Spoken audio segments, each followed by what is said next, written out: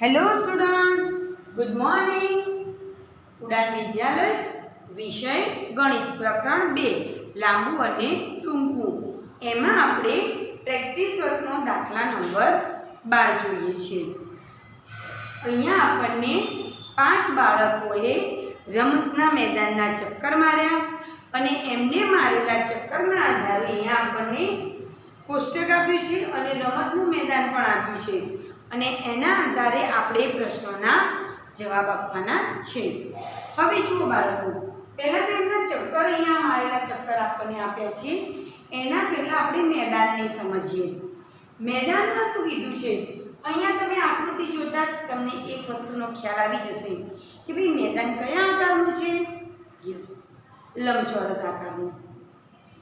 હવે તમને બધાને જ ખબર છે કે લંબચોરસને हमेशा साम सामेनी बाजुओ एक सरखी होय छे।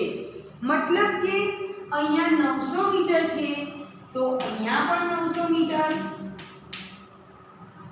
अहींया 700 मीटर छे तो अहींया पण 700 मीटर। चलो, मैदाननी चारे बाजू आपणने मळी गई। हवे आगळ जोईए। बाळक ज्यारे चक्कर मारवानुं शरू करशे એટલે શું કરશે? અહીંયાથી શરૂ થશે, અહીંયાથી તે અહીંયા જશે, ત્યાંથી અહીંયા જશે, પછી અહીંયા જશે અને અહીંયા એનું ચક્કર પૂર્ણ કરશે। બરાબર? એટલે કે પહેલા 700 મીટર, પછી 900, પછી ફરી 700 અને પછી ફરી 900 મીટરે દોડશે। હવે આપણે બધા જાણીએ છીએ કે એક ચક્કરમાં એને કેટલું અંતર કાપ્યું ये आपणे शोधवू हशे तो पहला आपणे आ मैदाननी परिमिति शोधवी पड़शे। हवे तमने एम थशे के टीचर परिमिति एटले? तो परिमिति एटले के आकृतिनी बधी बाजुओनो सरवाळो। बराबर? तो पहला आपणे ए शोधवू पड़शे के मैदाननी परिमिति बराबर मैदाननी परिमिति बराबर। हवे अहींया जुओ, लंबाई छे, पहोळाई छे, लंबाई छे अने पहोळाई छे तो आपणे सूत्र बधी बाजुनो सरवाळो એટલે કે લંબાઈ વત્તા પહોળાઈ વત્તા લંબાઈ વત્તા પહોળાઈ। बराबर? હવે અહીંયા આપણને આપ્યું છે, કેટલું આપ્યું છે? 900 મીટર વત્તા 700 મીટર વત્તા 900 મીટર વત્તા 700 મીટર। એટલે કે આ બધી જ સંખ્યાઓનો જ્યારે આપણે સરવાળો કરીએ તો આપણને 3200 मीटर मळे। बराबर? એટલે કે મેદાનનું એક ચક્કર પૂરું કરવું હોય, અહીંયાથી શરૂ કરી આમ ફરીને આટલે આવીએ ત્યાં સુધી 3200 મીટર આપણે દોડવું પડે। તો માટે કરીને આપણે લખીએ કે મેદાનનું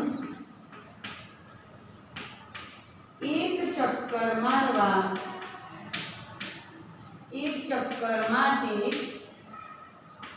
3200 मीटर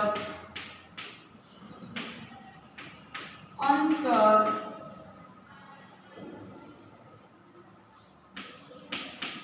कापवू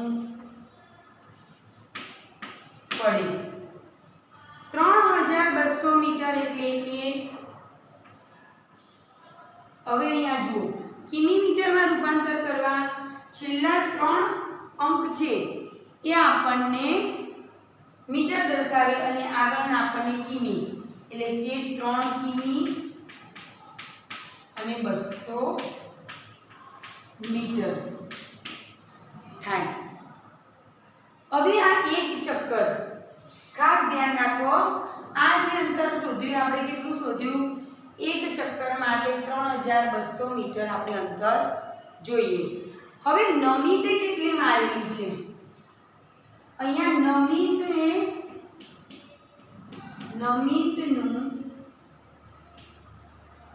નમિતના કેટલા ચક્કર છે? 4 ચક્કર. નમિતે કેટલા ચક્કર માર્યા છે? 4 ચક્કર. હવે 4 ચક્કર મારવા હશે એને તો કેટલું અંતર કાપવું પડશે? તો આપણે એક ચક્કરનું અંતર આપણને ખબર છે કે 3200 મીટર. તો આપણે અહીંયા ગાડી લખી શકીએ કે એક ચક્કર બરાબર એક ચક્કર મારવા માટે 3200 મીટર અંતર કાપવું પડે. તો 4 ચક્કર માટે કેટલું અંતર કાપવું પડે? તિરાસી મુક્તા હવે તમને આવડે છે. સૌથી પહેલા લખીશું 3200 એની જોડે ક્રોસ ગુણાકારમાં આવશે 4 અને ભાગ્યા 1. 3200 ને 4 વડે આપણે ગુણીએ. અહીંયા આપણે જોઈએ 3200 ગુણ્યા 4 ને 0 વડે ગુણતા 0 0 4 દુ 8 4 તરી 12 એટલે કે 12800 મીટર. સાથે સાથે આપણે એને કિમી મીટરમાં પણ રૂપાંતર કરી દઈએ જેથી આગળ આપણને પ્રશ્નો પૂછ્યા હોય એમાં આપણને સરળતા રહે. જ્યારે આપણને અંતર આપ્યું છે તો છેલ્લા 3 અંક આપણને મીટર બતાવે અને એની આગળના અંક આપણને કિમી બતાવે. એટલે કે 12 કિમી 800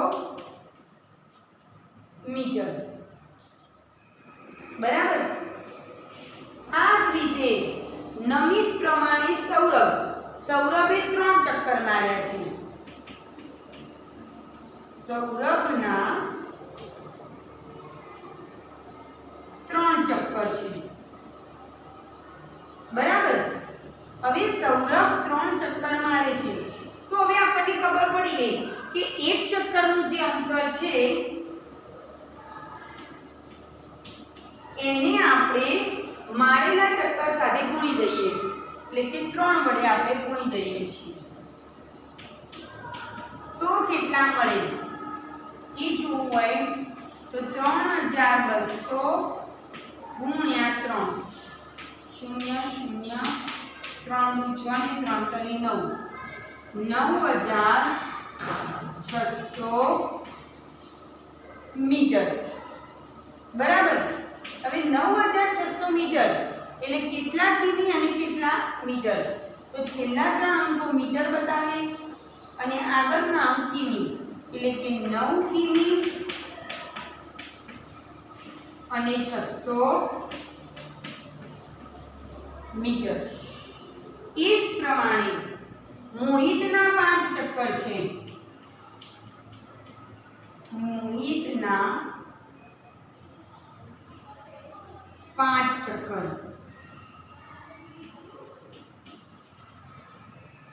તો એક ચક્કરના 3200 મીટર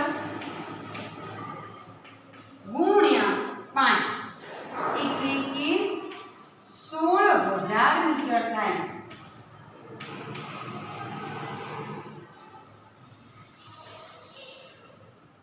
હવે છેલ્લા 3 અંકો આપણે કાઢી દઈએ.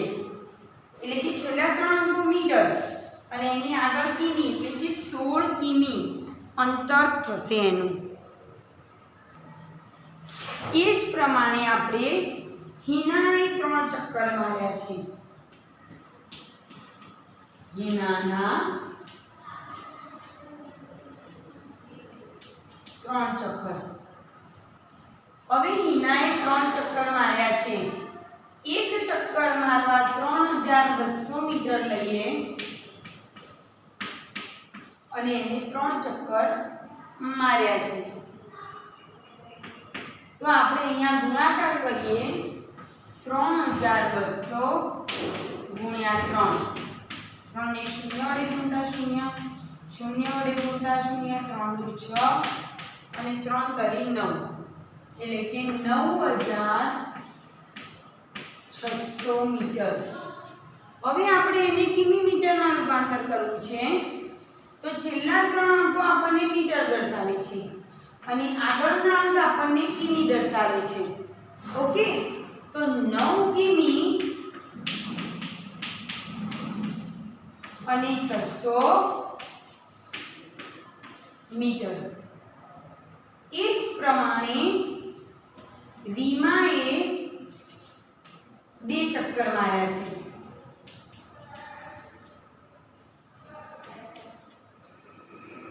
તો આપણે એક ચક્કરના 3200 મીટર ગુણ્યા એના 2 ચક્કર, તો 32 દુ 64 એટલે કે 6400 મીટર। હવે એને આપણે કિમી મીટરમાં રૂપાંતર કરવું હોય તો છેલ્લા 3 અંકો આપણને મીટર દર્શાવે છે અને આગળનો અંક આપણને કિમી દર્શાવે છે, એટલે કે 6 કિમી અને 400 મીટર। આ પ્રમાણે આપણે 5 વિદ્યાર્થીઓએ મારેલા ચક્કરનું અંતર શોધી લીધું।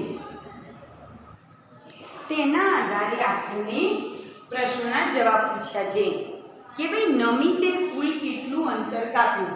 તો આપણે જોયું હતું કે નમિતે 4 ચક્કર માર્યા હતા, તો નમિતે અહીંયા આપણે જોયું હતું કે નમિતે 12 કિમી અને 800 મીટર અંતર કાપ્યું હતું। હિનાએ કુલ કેટલું અંતર કાપ્યું હતું? તો હિનાએ 3 ચક્કર લગાવ્યા હતા। આગળ આપણે જોઈ ગયા કે હિનાએ કુલ કેટલું અંતર કાપ્યું હતું, તો કે 9 કિમી અને 600 મીટર અંતર કાપ્યું હતું। કોણે સૌથી વધુ અંતર કાપ્યું? તો મોહિતે સૌથી વધુ ચક્કર માર્યા, તો મોહિતે સૌથી વધુ અંતર કાપ્યું હતું। કેટલું? તો કે 16 કિમી અંતર મોહિતે કાપ્યું હતું। અને સૌથી ઓછું અંતર કોને કાપ્યું? તો જેણે સૌથી ઓછા ચક્કર માર્યા છે એણે સૌથી ઓછું અંતર કાપ્યું હશે, એટલે કે રીમાએ। કેટલું? તો કે 6 કિમી અને 400 મીટર અંતર રીમાએ કાપ્યું। બરાબર। સૌથી વધુ કોણે? તો આપણે અહીંયા લખી શકીએ કે મોહિતે। અને સૌથી ઓછું કોણે? તો કે રીમાએ। સૌરભ અને મોહિતે કાપેલા અંતરનો તફાવત। હવે જ્યારે તમને એમ કીધું હોય કે કેટલો તફાવત, કેટલું વધુ, કેટલું ઓછું, તો આપણે બે સંખ્યા જે આપી હોય એની વચ્ચે બાદબાકી જ કરવાની રહેશે।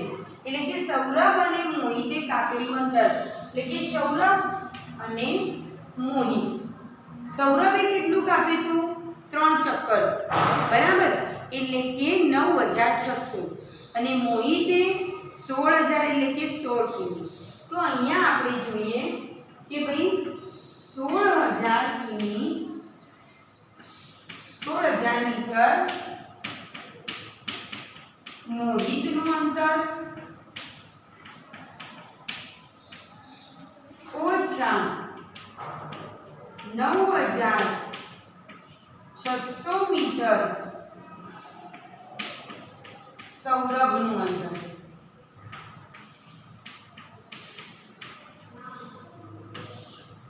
બાદબાકી કરીએ, 0 માંથી 0 જાય તો 0, 0 માંથી 0 જતા 0, 0 માંથી 6 જશે નહીં જાય એટલે ઉપર લઈશું 10। તો આગળ એક સંખ્યા ઓછી એટલે કે 5, 5 માંથી 9 જશે નહીં જાય એટલે આપણે અહીંયા ઉપર કરીશું 15। તો આગળના એક અંકમાં એક ઓછો એક છે તો 0 થઈ જશે। 10 માંથી 6 કાઢો તો 4, 15 માંથી 9 કાઢો તો 6 અને 0। તો બંને વચ્ચેનો